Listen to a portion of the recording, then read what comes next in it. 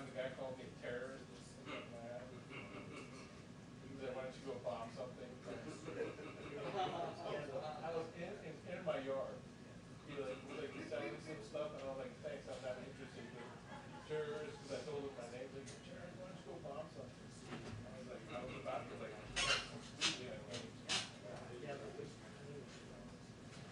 So at some point I'm going to take you to the racetrack with me, since you clearly like see things like minutes before they actually happen. Yeah, because I said I told Ali, he's automatically Pushing it back to 150, like, yeah. you know, the full report hadn't come out yet, and yet He he's goes, I'm going to use you to win the track. Yeah, no, that's fair. So I have one town that's not getting actual information, so I'm seeing it away. It's listening Painfully knowing when the briefing is going to be delayed. just great for me. Okay. Well, again, but if it works for horses, we can take it. I make no promises, but I will go to track. Dude, I have Michelle Never play like horses. shit.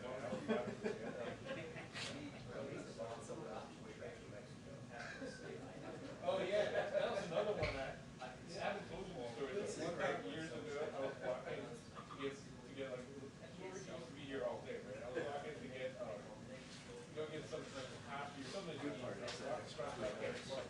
I'm loud. Jumps out of the Massive story.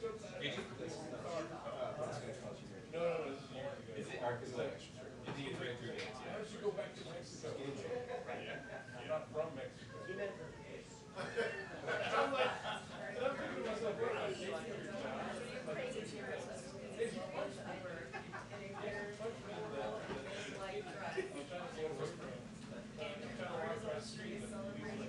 By the way, are you guys like, so what's the deal with you guys now? Yes, I feel like Being owned by, were you owned by now? He's like, why don't you go back? Not until 2020. You will be surprised to learn. Yes. I think that my choice fully I was not consulted on Twitter.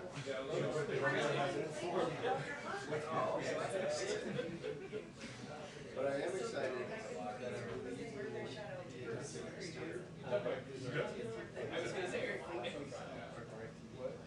okay, good. And my wife's Discovery has like all the reality TV streaming. Yeah, oh yeah. So that's part of the problem. Naked and Afraid XL, I think is on Discovery. So there you go. Super excited about that. I'm talking about it. I actually remember being in the studio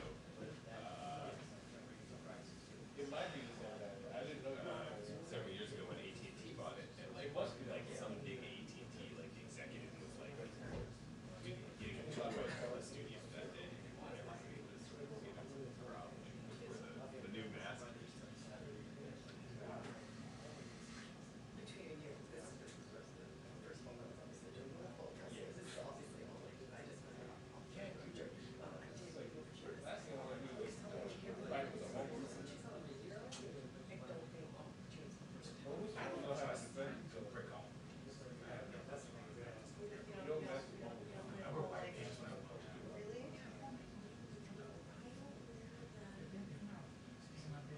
Oh, sorry. No, I mean, June 1st, we're back to Is that right?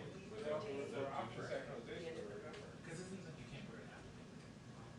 Yes, but I Yeah, Mark, how does it deal with the I was sacralization? just saying different things. I was like,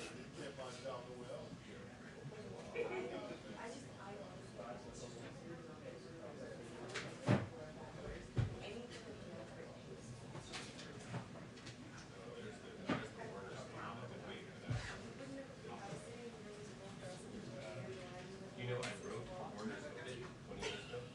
Okay.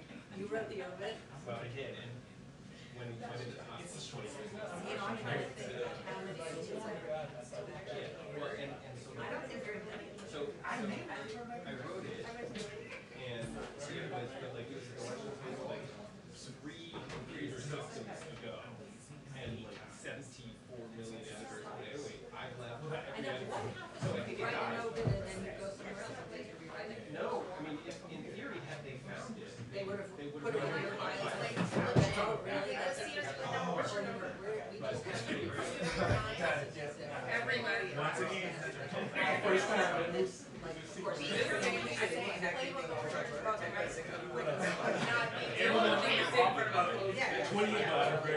I hope to know. He was something else. Oh, well, you know what It was really just like. Did he think? No, no, no. Oh. No, he wasn't. I was trying to call him. Super low. You didn't know well off. So I did watch Tracy including Eugene. Yes, you know. I wasn't, yeah. And the hair. But even before his hair was totally white, he was So I was, you were yeah. craggy. Yeah, he was, yeah. I was like, the number, but I wasn't even in this next to him. That's the audio.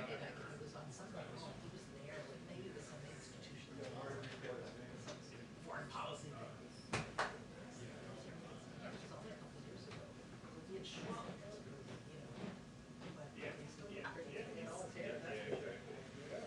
That's exactly what they put it in.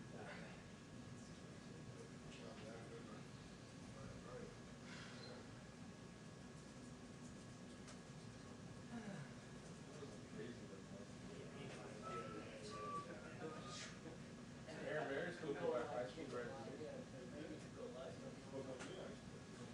It was like a day like today, like hotter and more and outside. And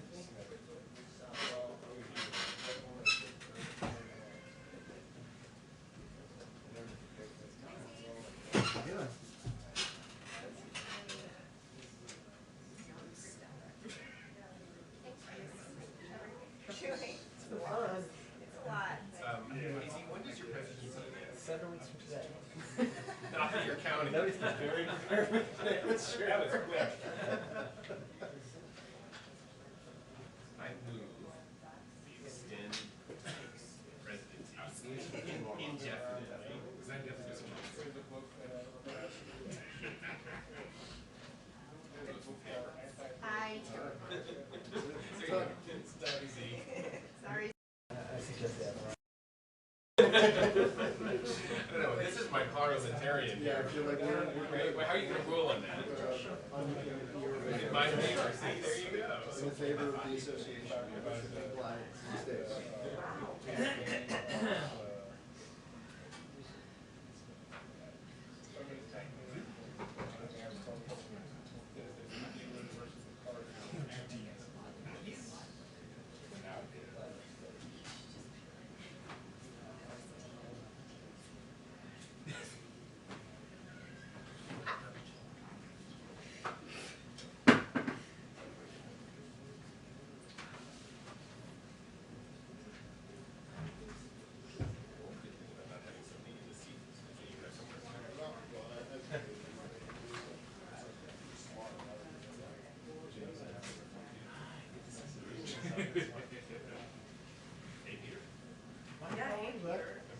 We were on TV. Wow. Usually people are going over here and introducing themselves. He just came back to it. Not having decorations.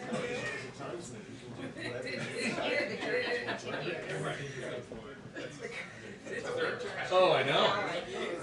I know, the third day of our journey, so we'll see. How's everything? Doing all right?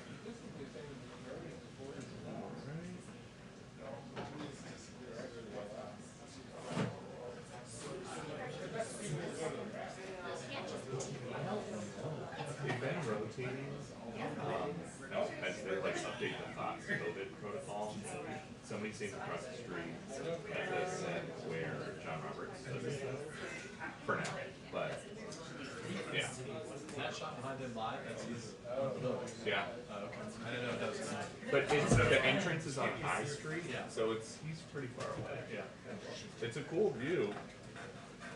Yeah, they gotta light you up good though, because they got a massive. It's light behind you. it's also really loud because they're doing construction at the chamber. Yeah. So. I think we should get rid of things like Europe.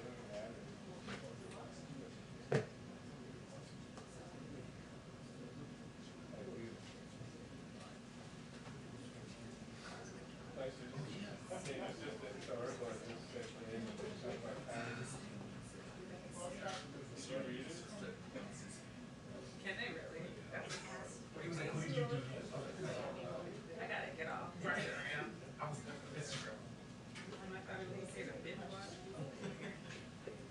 That's how they're getting the question. Oh, it's my favorite show right now. Which one? Oh, it's all. I'm so sad. I'm mourning the last one. I'm like, get crazy now, right? I know. Yeah.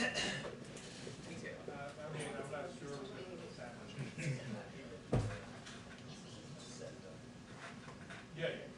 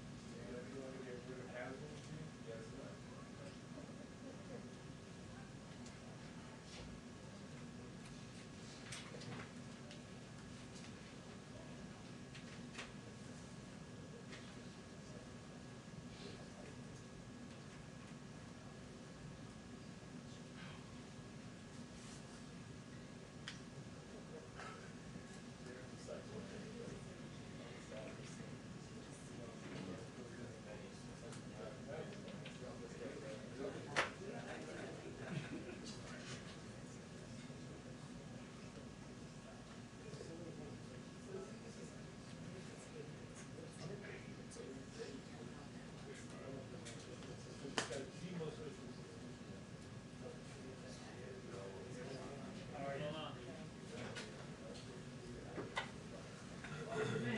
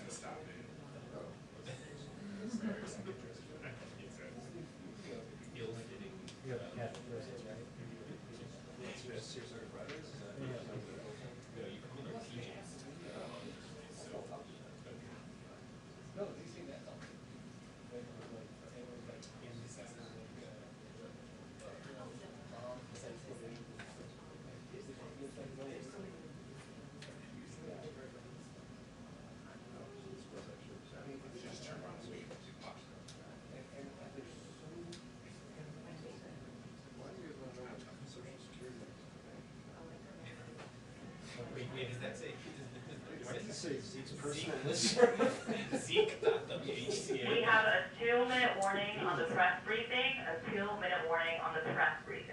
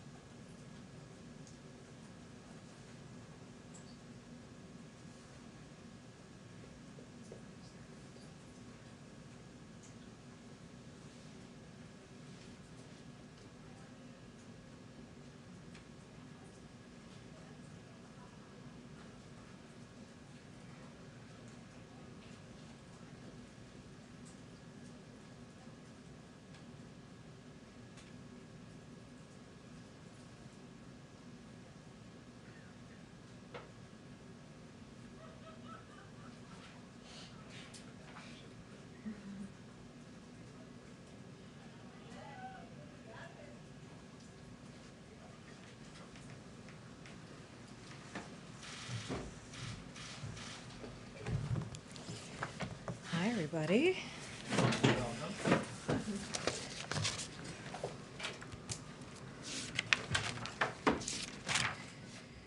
Okay, good to see everyone. Have a couple of things for you guys at the top. Yesterday we made history. Kristen Clark was confirmed as the first woman and first woman of color to lead the Civil Rights Division at the Department of Justice. And Shaquita Brooks LaSure became the first Black person to be confirmed as administrator for the Centers for Medicare and Medicaid Services. Kristen's career was launched in the office that she now leads. She personally prosecuted crimes based on hatred and bigotry, human trafficking, domestic violence, and sexual assault. She has served at two of the nation's oldest civil rights organizations, where she worked on everything from voting rights to equal education and employment. At the Department of Justice, she will continue advancing civil rights progress, including on police reform. Shaquita is a lifelong public servant who has worked at OMB, on Capitol Hill, at HHS, and at CMS, where she helped implement the Affordable Care Act. Shaquita brings a wealth of knowledge to CMS, where she will work to strengthen Medicare and Medicaid, bring down health care costs for American families, and advance health equity in communities across the country. The president was proud to nominate Kristen and Shaquita for these positions, thanks the Senate for their bipartisan confirmation, and is honored to have them serve in these key leadership positions. As you all saw yesterday, we announced that next Tuesday, June 1st, the president will travel to Tulsa, Oklahoma, and deliver remarks to commemorate the 100th anniversary of the Black Wall Street Massacre. While there, he will meet with surviving members of the community, now between the ages of 101 to 107, and tour the Greenwood Culture Center. We'll have additional details as we get closer to Tuesday. As you all know, President Biden believes affordable, safe housing is the foundation upon which families build their lives. And he knows that stable housing will remain out of reach for tens of millions of Americans, even after COVID-19 pandemic and economic crises come to an end. Across the country, there is 300,000 unit gap in annual housing supply. 11 million families pay more than half their income on rent. 3 million families with children under 6 reside in homes with lead paint, and thousands of working families are displaced every year as a result of extreme weather fueled by climate change. These changes are even more severe in low-income communities and communities of color, which have been segregated, excluded, and neglected for generations. Investing in housing is an essential part of President Biden's strategy to grow strong, healthy communities in every zip code. So today, the administration is releasing 2 new fact sheets highlighting some of the key housing elements of the American Jobs Plan. The president's plan proposes a bold $213 billion investment in America's housing infrastructure through a number of federal programs and proposals with bipartisan support. This investment is paired with expansion of bipartisan tax credits and incentives to lower barriers to affordable housing in more and higher opportunity places across the country. Together, our estimates suggest this will enable the construction and modernization of more than 2 million affordable and sustainable places to live. Along the way, these investments will create and sustain hundreds of thousands of good-paying union jobs and provide employment and economic opportunities for residents of assisted housing. As you may have seen by now, today the president asked the intelligence community to redouble their efforts to collect and analyze information that could bring us closer to a definitive conclusion and to a report back to him in 90 days. Back in early 2020, the president called for the CDC to get access to China to learn about the virus so we could fight it more effectively. Getting to the bottom of the origin of this pandemic will help us understand how to prepare for the next pandemic and the next one.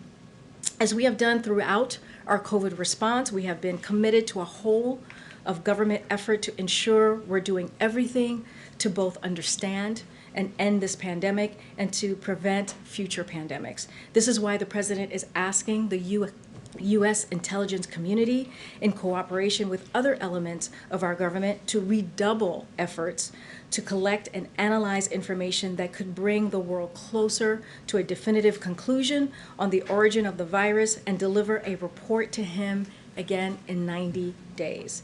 It will be another whole of government effort, as I mentioned, including work by our national labs and other agencies. Importantly, we will continue to pushing for a stronger multilateral investigation into the origins of the virus in China. And we will continue to press China to participate in a full, transparent, evidence-based international investigation with the needed access to get to the bottom of a virus that's taken more than 3 million lives across the globe. And critically, to share information and lessons that will help us all prevent future pandemics. With that, Zeke, will you take us away? Thank you, Karine. First, on that last bit about the calls for China to cooperate with these international investigations, what are the consequences for China if it does not, if it continues its current posture, which has not been to allow for a free and independent investigations into the origins of the COVID-19 pandemic? Well, right now, we're just going to focus on the President's announcement on the 90-day investigation, a more deeper investigation to really look at the core of how did we get here, right, with this pandemic, and where the origins clearly of COVID-19. And once we get to that, conclusion, we'll have more to share. So, but in terms of cooperating with the WHO investigations, there's nothing new from the White House in terms of encouraging China or penalties for China if it does not to cooperate with investigations going forward? I'm not going to prejudge or make any pre-announcements at this time. We're going to go with the 90-day investigation and see where it takes us from there. On that 90-day investigation, is the White House committing to making the results of that investigation public? We'll have more to share after the 90 days. And then finally, just on this, the President's statement noted that at least one member of the intelligence community was leaning in the direction of there being a potential for a laboratory accident involved. Which member of the intelligence community was? I don't have that information to share with you right now. I think the most important thing is that the President has made a decision to make sure that to get to the core, right, to really figure out where did the origin come from, to do this additional 90-day review after asking his team to look into it in March. So he wants to take that next step. Yeah. Thank you. Has the President been briefed yet this morning on the shooting in San Jose, California, and any other details you can share with us? Who may have briefed him?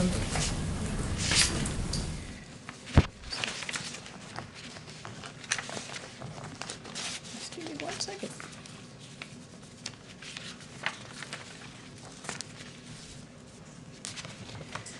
So the White House is monitoring the situation, and our hearts go out to the victims and their families. I know local officials have addressed this publicly, and there is an ongoing investigation, as we all know. We will continue to stay in close contact with them and offer any assistance as needed. We still don't know all of the details, but what's clear, as the President has said, is that we are suffering from an epidemic of gun violence in this country, both in mass shootings and in the lives that are being taken in daily gun violence that doesn't make national headlines. That's why he has already taken an initial set of actions on gun violence that will save lives. And that's why he's calling on Congress to take action, including calling on the Senate to pass the 3 bills to strengthen background checks that have already cleared the House with bipartisan support and which have the overwhelming backing of the American people. And on infrastructure, I know you're awaiting sort of the Republican counter proposal here. Any update, any more details you may have received on Republicans' next move here? Look, as we all know, this is negotiations working in this really funny way. We make an offer, they make a counter, and then we counter. So as you all know, we made our offer and our counter, and we're waiting to hear from Republicans, which we're hearing will happen shortly, what their counter will be. This is a process. We understand that this is a town that hasn't seen a whole lot of bipartisanship over the last few years, last 4 years to be exact. But this President is committed to trying to end that, which is why you have seen us continue to negotiate in good faith. The president's red line, the line in the sand, has been very, very clear. The way that he does not want to see, he does not want this to go, is without any action at all. So inaction is that red line, and he wants to make sure that we don't tax people who make like less than $400,000 a year. So we look forward to seeing what they come back with. One more on this. Senator Chris Coons, obviously a close ally of the president, someone who generally has a pretty good read on things over here. He has said that he thinks the Senate could pass $1 trillion proposal focused more on traditional infrastructure, splitting off some of the other items that the president has called for, and doing that just with Democratic support. Is $1 trillion something the president can support, and would he back splitting things up like this? Well, look, Mary, we're still going through this negotiation process. We have to see what the Republicans, the senators on the Hill, are going to come back with, and once we have, their counter offer, we'll know more and what steps to take next. Okay, just lastly, a bit of a personal question. Your presence here today is making history. You are the first Black woman to stand behind that podium, speaking on behalf of the president in 30 years. Just wondering if you could share your reflections with us. Well, thank you for the question. It's a real honor to be standing, to just be standing here today. It doesn't, I appreciate the historic nature, I really do. But I believe that, being behind this podium, being in this room, being in this building is not about one person. It's about, what we do on behalf of the American people. Clearly, the president believes in representation matters, and I appreciate him giving me this opportunity. And it's another reason why I think we are all so proud that this is the most diverse administration in history. But again, this is not about me. This is not about any of us. And anytime I'm behind here, and I think you've heard Jen say this as well, we are going to be truthful. We're going to be transparent, and that's the way I believe the president would want us to communicate to the American people. Thank you for the question. Thanks, Karine. Welcome. The White House publicly is mostly focused on the WHO investigation into the origins. What changed from that to the president's statement today?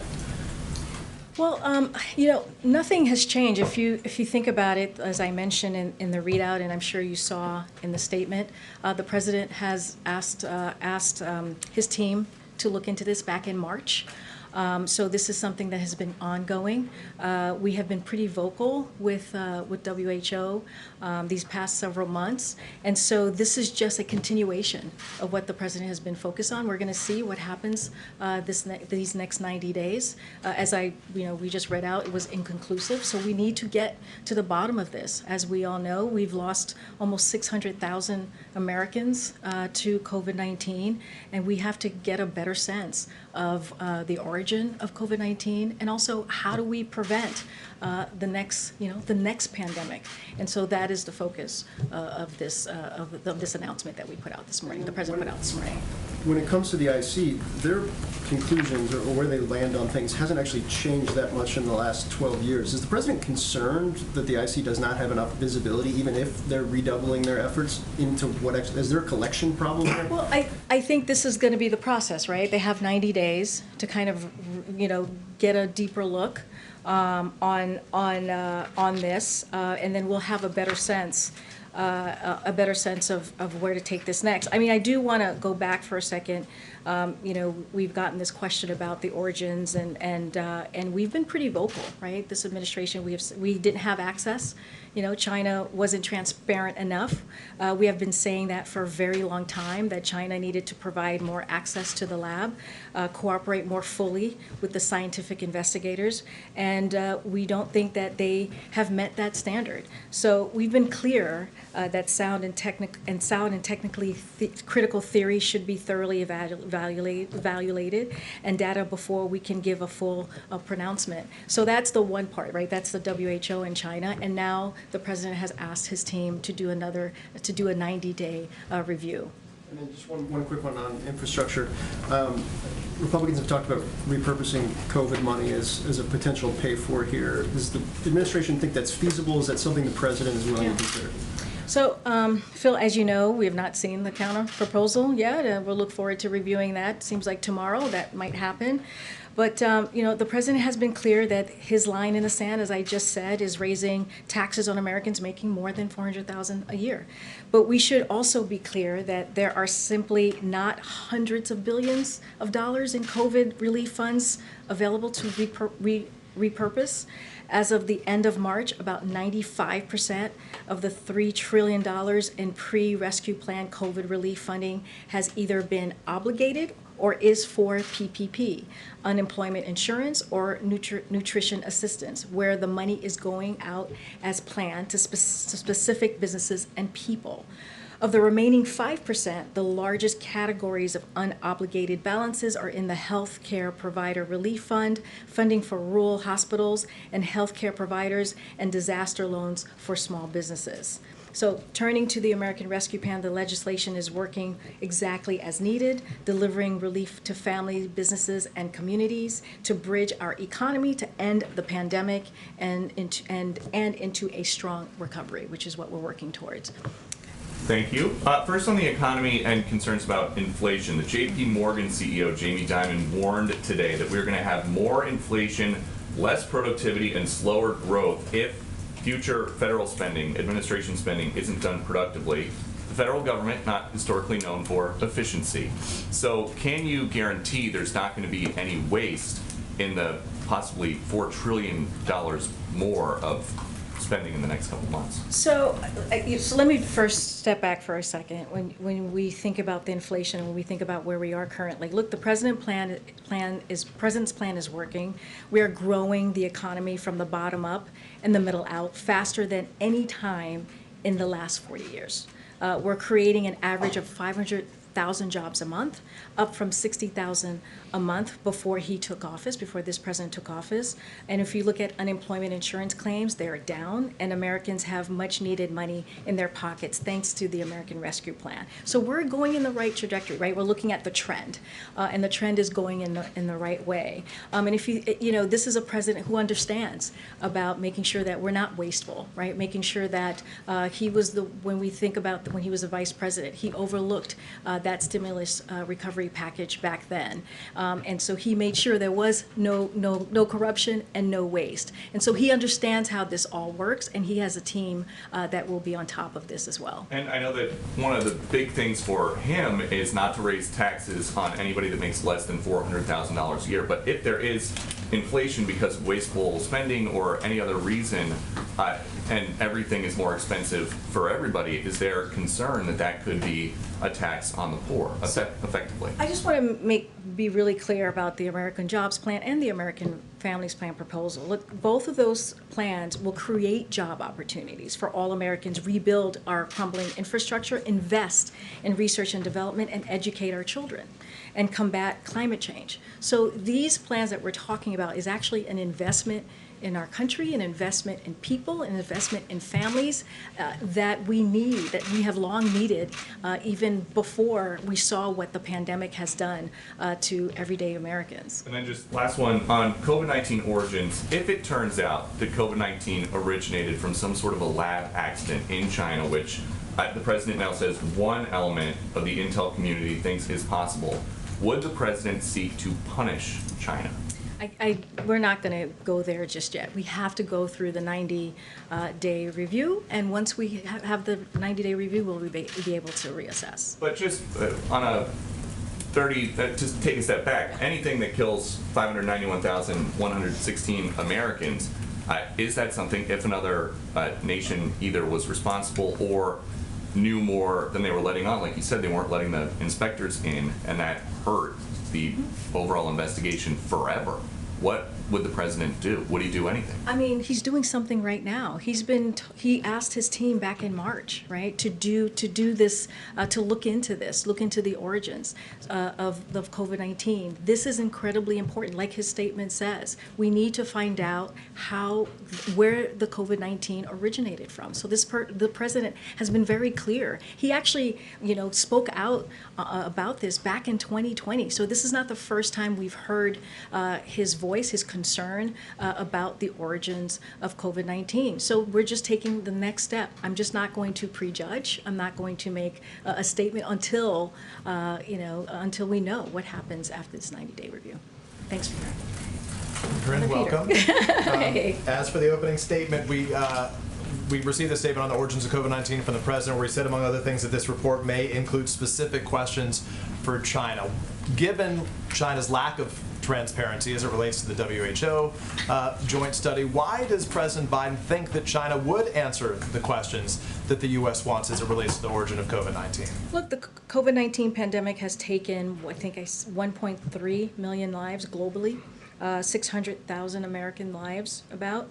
And it's imperative that we get to the bottom of just where the pandemic originated, not just for the purposes of understanding this pandemic, but the pandemics to come, as I've already kind of alluded to. And so this is something that we're going to, continue to have conversations on. This is a global effort. It's not just United States alone as we're working with the WHO. This is our process here with the 90-day that I just mentioned review. But we're just going to continue to work with WHO.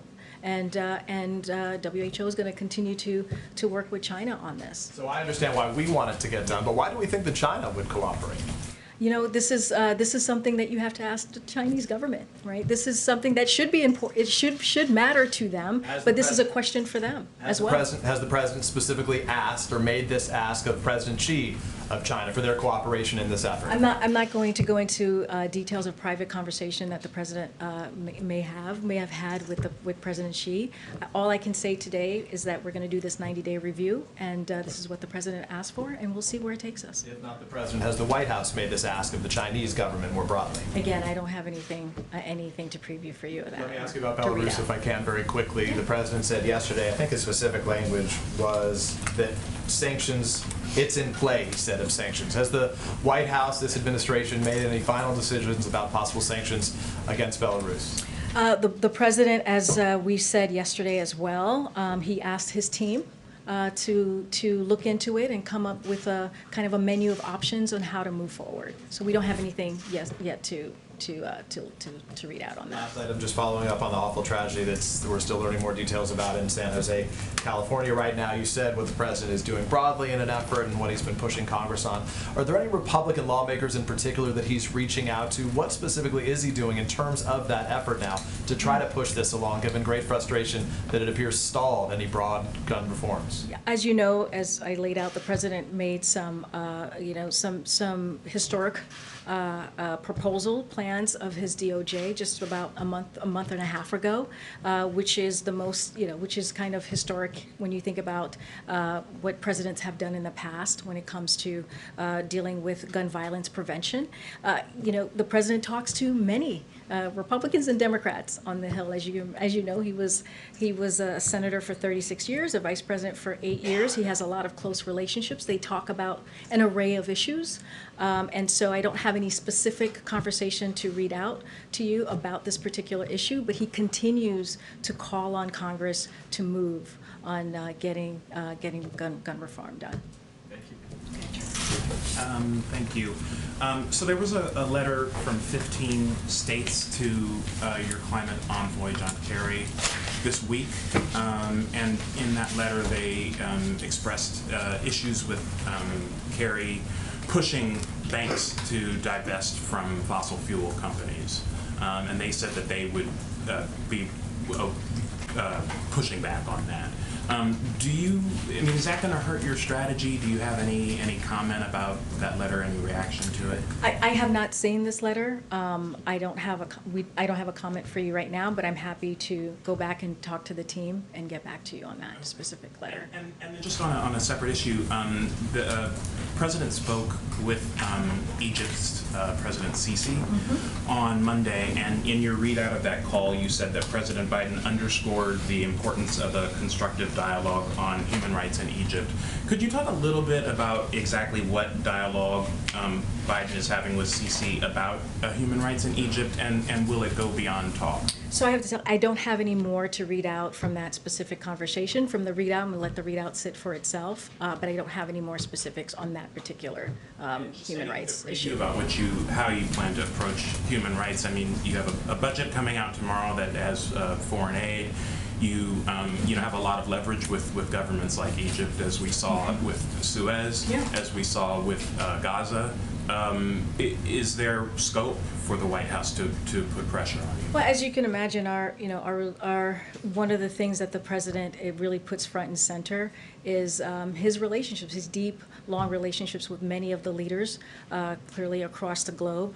He has had decades of experience in foreign policy, and so one of the things that he truly believes in as it comes to how we're moving forward with foreign policy is diplomacy, and making sure that we're having those critical, important conversation. Those type of conversation is probably best, as you can imagine, to have it quietly, to have it behind the scenes, and to continue to talk about our values and what's important to this country and how we see us moving forward when we talk about, especially something like humanitarian issues. Thank you. Karine, thank you. It's great to see you here today. I'm trying to get more clarity on the timing of the president's statement today on the COVID-19 origins. He said that he received the report earlier this month about the origins and asked for additional follow-up. Did that follow-up include the current position of the IC? Or in other words, when did the president first learn about the IC's current position, that they don't have enough information to say if it was the animal host that caused this or a lab accident? Well, from just his readout, it said that he learned about it a month ago, so I don't have more to read out than that. One of the reasons that we're doing it now is because classified information takes time to declassify. And so that is a process that takes some time. And so now we are sharing that information with you all. But it was a month ago that he got the readout from the IC. Does it have anything to do with those reports that the 3 researchers in the Wuhan lab were hospitalized in November 2019? No, I mean, this is something that the president has been working on for some time, right? As I mentioned in the readout, as we put out in the statement. And this is something that the president called out back in 2020, early 2020. So this is something, this is an issue that has been at top of mind and that he wanted to dig into and make sure that we really get to the bottom of how we got here. I'm just trying to understand if there's new evidence that emerged or a new posture from the IC, because medical experts, including Dr. Fauci, have long said that it's highly likely that the virus came from an animal to human transmission. So what changed that led to the today? readout basically said it was inconclusive, right? That we needed to do we needed more time to get to a better answer. So this is why we're doing a 90-day review to get a better sense of where do we take this next. What does redoubling mean? What more can the intelligence community be doing that they're not already doing? Well, I think we've talked about making sure that we are getting the data right from China, right? Making sure that we're getting more information so we can it's hard to prejudge these things, right? It's hard to make pronouncements of something when you don't have all the information that you need. So this is going to take some time. This is going to continue to work with the WHO as well. These are not mutually exclusive. These are happening at the same time. So it's going to take more collaboration and more conversations as well. Just one quick one on Belarus. Raman Pratasevich's mother has issued an urgent plea to world leaders to help free her son, saying, please save him. They're going to kill him in there. Is there anything that President Biden can do to help secure his release? And has he communicated yet with President Lukashenko? Well, one thing, I don't have a call to read out on your second question, but the president, as I mentioned, has asked his team for options. They are working through them now. He spoke a little bit about it yesterday, as I think Peter just mentioned. Look, the Europeans are leading on this. This was a flight that was between European capitals. There were Americans on this flight, clearly as well, and we are very concerned. The president condemned it, and there will be more to come. No problem. Thanks, Ouija. Good, Mario. Thanks, Karine. Congratulations again on being at the podium. Another question on COVID. The language that you all use specifically mentioned an accident. Does that mean that you've ruled out, or the IC has ruled out, that it was deliberate or not an accident? We haven't ruled out anything yet. Again, we're going to go through this, this redoubling down of a 90-day review, and we'll have more to share. And then what makes the president confident that the IC community, the intelligence community rather, can come up with more better evidence in the next 90 days, given it's been working on this for the better part of the past year? Well, he asked him to again, double down, as you just mentioned, and dig in and see if we can get more data, more information. There's not much more I can say about what our intelligence community is doing. We're going to let them do this 90-day review, and we'll see where we are at the end of 90 days. Just one more on China. The Chinese have indicated that they like to see some of the tariffs rolled back before they engage in discussions with the U.S. trade representative.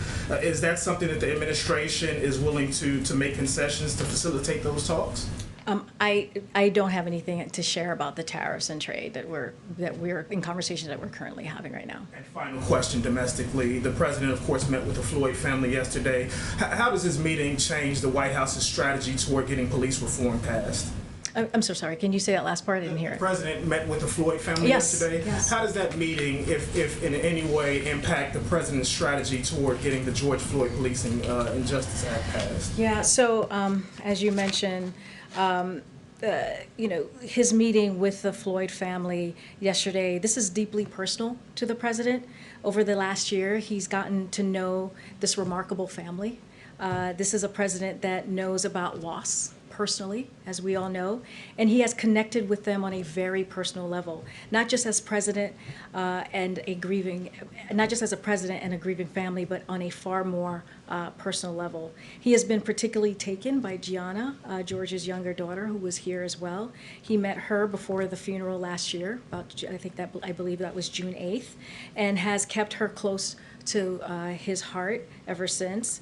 And he has talked about her famously saying that her father changed the world, and the president has not only told her she is correct, but he is committed to doing everything in his power to make it so. He told her this at the funeral last year, and he reiterated his commitment to that after the verdict, and again yesterday when they met here at the White House. So when it comes to police reform, this is a priority for this president. He said it in his speech, his joint speech in Congress, right? His joint Congress speech, and he's going to continue to work on this today, tomorrow, and every day. He is very pleased to see and heartened to see the bipartisanship negotiators on the Hill. This is Senators Scott and Booker, and also Congresswoman Bass. He wants to give them the space, right, to work on this. They have only been positive about the direction that the police reform bill is headed to, and so he wants to continue to work with them, but also give them the space to negotiate. And so this is again a top priority. He wants to see the George Floyd Act be signed into law. Hey, Karine, thank you. Welcome. I wanted to follow up a little bit on Phil's question about what had changed on the COVID, on the China lab situation, and some of the other questions as well. It seems to me, despite your response to Phil, that it's clear that at least two things have changed, right? One is that Jen spent much of the last week in response to these questions focusing entirely on international investigations led by the WHO and dismissing the idea raised by a lot of us in the room about why not have the United States conduct its own investigation, and she continually referred back to the WHO as the proper place for this. So it seems like there has been a change. There also seems like there's been a change in the president's view of the possibility of a lab accident. I mean, the statement seems to elevate that possibility and give it more credence, at least, not saying that it's certain, but that it at least has the credence that deserves a kind of full investigation. And so I guess trying to get at the question some others have asked is, like, what has changed in those two things? What was it that brought the president and this White House to a different place now than it's been even just in the recent Michael, I would say to you, this is something that was ongoing, right? This is something that has been going on since March. So this is not a change. This is something, like I said, that's been ongoing. What has changed is he wants to give another 90 days to dig a little deeper, to double down, IC to double down their efforts, and that is what he's asking for. But I said this earlier. The WHO doing their thing and the IC doing what they're doing currently is not mutually exclusive, right? This is something that could happen at the same time. And so, at the end of the day, we are committed to throwing everything we have at this pandemic, both domestically and internationally. That's why we've been so strong at ensuring that the WHO gets what it needs for a thorough, independent investigation, and that's why we're also devoting U.S. resources to learn more about it. And I don't want to beat the dead horse, and it's not fair to ask you to answer for Jen, but then why was this White House so dismissive of the idea of an independent, a U.S.-led investigation if the president was already interested in that kind of investigation before? That seems to be. Michael, I get your question. You've been doing this longer than many of us. As you know, we don't speak about everything that's being reviewed. Especially as something like this that was actually classified, and it takes time to declassify something so that we can share with all of you. So that's part of it as well. We're talking about classified information. We're talking about something that the intelligence community was working on that we don't normally every time put out there. Thank you, Michael. Hi, Karine. Congratulations. Thank you. Thanks for being here. Absolutely. I have one last little question on this. How confident is the president that even without Chinese cooperation, that the U.S. can get to the bottom of this in 90 days? Well, I have a question about something else. Yeah, we got to keep working on it. This is what he's asking his intelligence community to do. We will review and reassess all of this in 90 days once we get that review back from the intelligence community. I have a question about Nord Stream. Yesterday, the president basically said there wasn't anything he could do. It was already completed by the time he took office. He said if he went ahead and imposed sanctions, it would be counterproductive to European relations. But, he's been an opponent of that pipeline. But he did say, I hope we can work on how the Europeans, handle it from this point on. How does he want the Europeans to handle Nord Stream from this point on, since he has decided that there's really nothing he can do to stop it?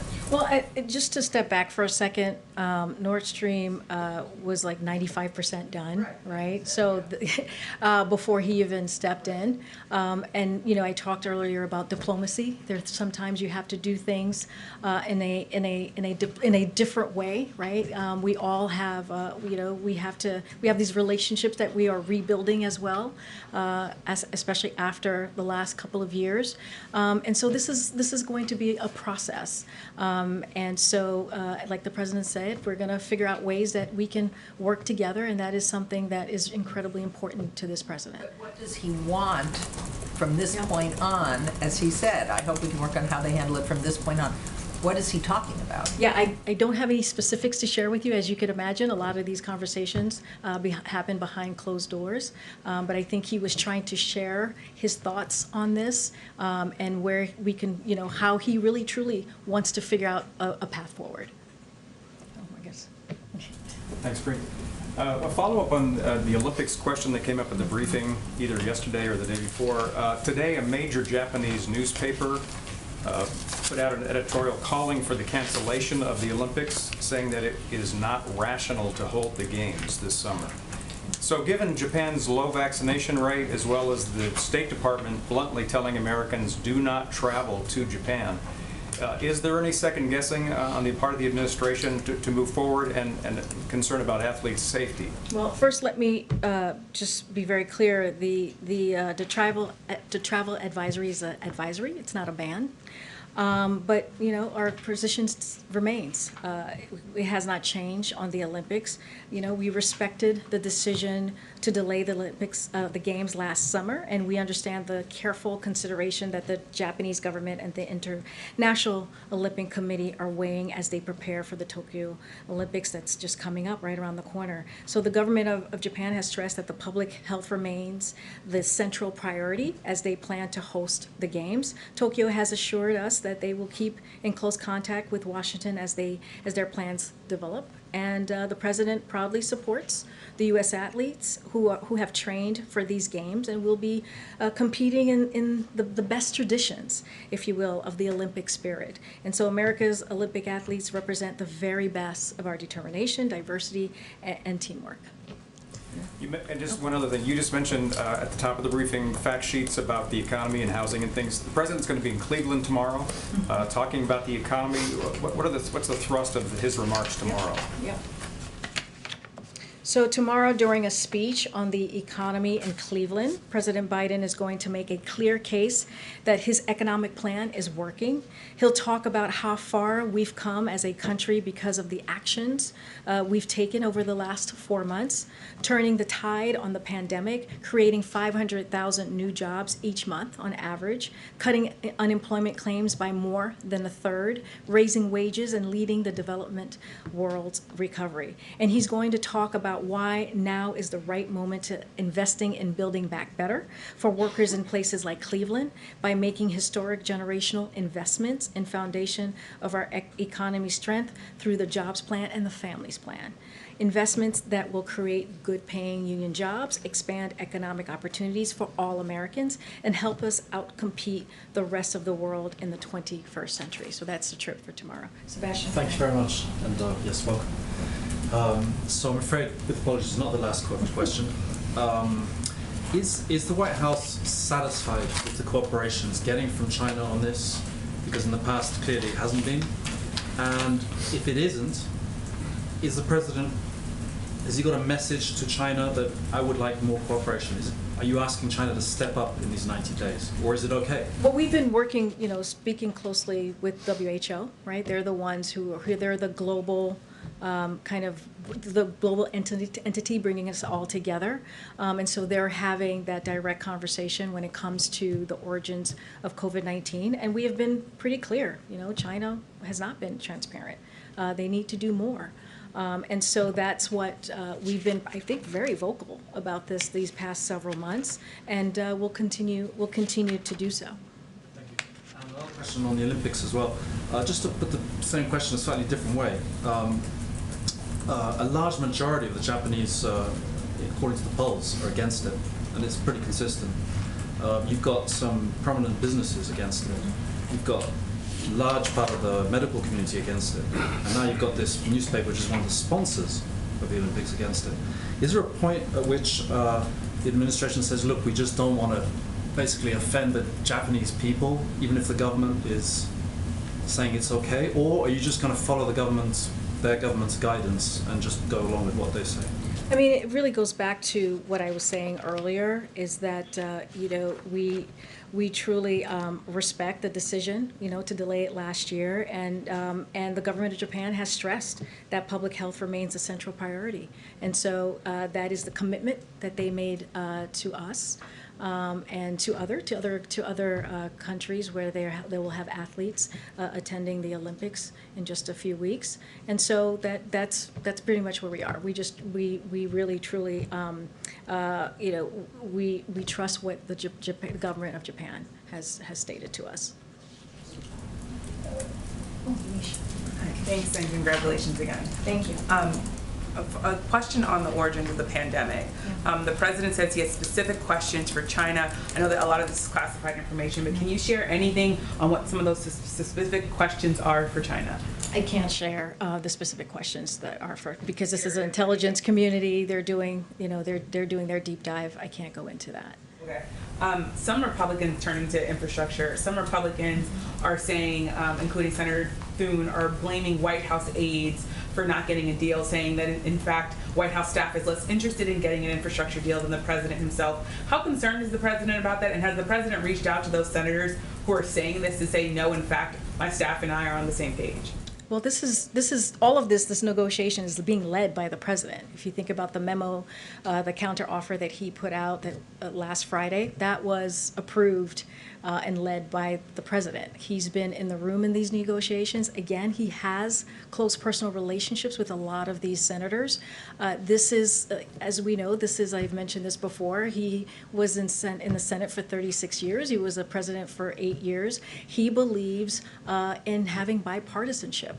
He has, in those, as a VP and as senator, he has reached across the aisle to get things done, to get big things done.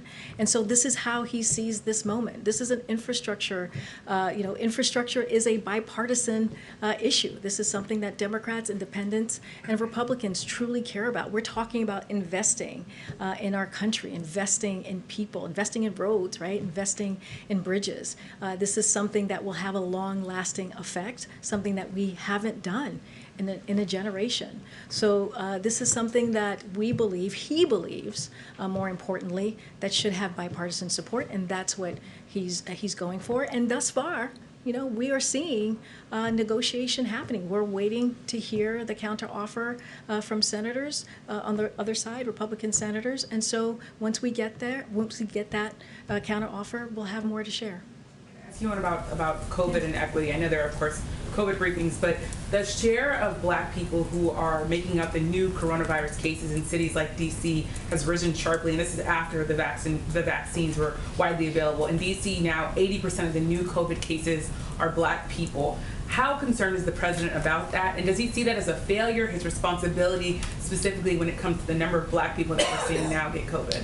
So it's a great question, Yamiche. Earlier this week, Jen talked about the wartime kind of response that we've had to COVID-19 and the successes. We've actually seen some great successes on getting people vaccinated, but we still have a lot of work to do, right? We have, the president made a pledge to have 70% of Americans by July 4th have at least one dose in arms, 160 million Americans fully vaccinated. And so that means that we have to bring everyone along. And as you just iterated, the president puts equity in everything that we do. Equity, we have a equity task force. There's a reason why we have that, because we want to make sure we don't leave communities behind. And so one of the things that we're doing and we're continuing to do is we've got to meet people where they are.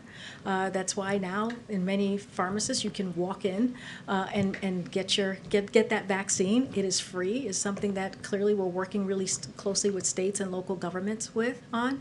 We have mobile units in communities do not have access to close access to CVS, or maybe don't even have a doctor to go to.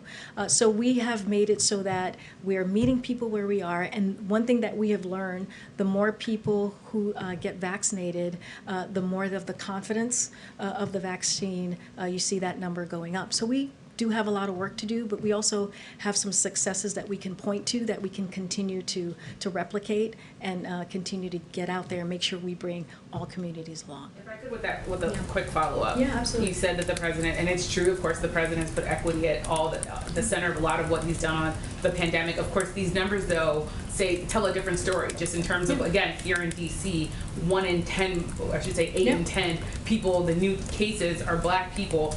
What's the disconnect there that you think? What's failing? What's broken? What could be happening more to prevent the numbers from going in the direction that they are? Yeah, and look, as I said, we still have a lot of work to do. That's very critical and important, and it's alarming, those numbers, right? Because like I said, in order to get back to normal, we have to bring everyone along. All communities need to get vaccinated, and we have to be able to do that in a way that, like I said, we don't leave people behind.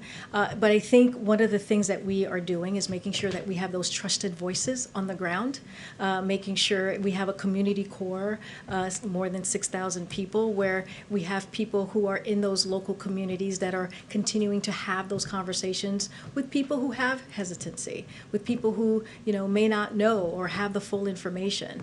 And so this is what we are continuing to do, and this is not lost on us, right? Like I said, those numbers are alarming, and we're going to continue to do the work. It's not done yet. We are not done yet.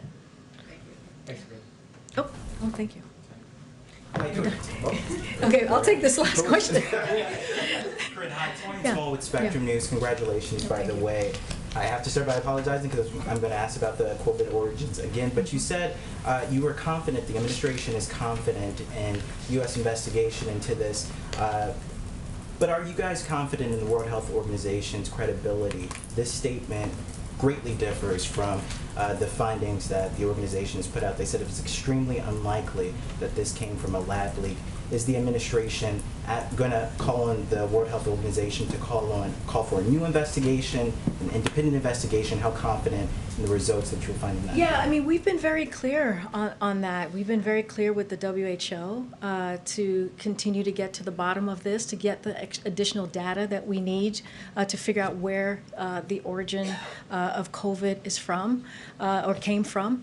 And so this is like I said, we've been in vocal. We're going to continue working with the WHO. We rejoined the WHO once very early on, and one of the reasons why we did that is to be able to hold them accountable as well, right? This is a global institution that brings everyone together, and so it's important that we get it's important that they have the information, they get the information, so we know how to move forward.